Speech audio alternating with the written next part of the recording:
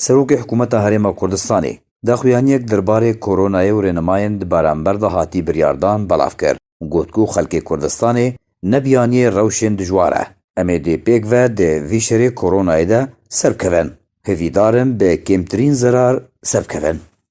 Mesrûr Barzanî Serokvezîrên Herêma Kurdistanê doh roja şemiyê êvarê di Twitter'a xwe de belavkir û ragihand piştî awayekî zêde bin pêkirinin rênimayên rûbirûbûna vîrusa koronayê hatine kirin wan weke hikûmet biryara qedexekirina hatûçûna bi temamî bo dema 48 demjimêran ragihand.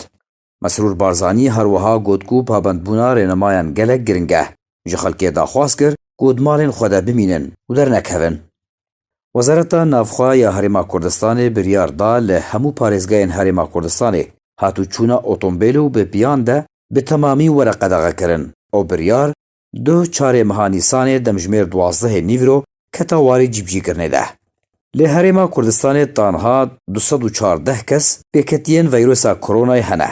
74 kes baş û rizgar bûne û 3 kesan jana xwe ji dest daye.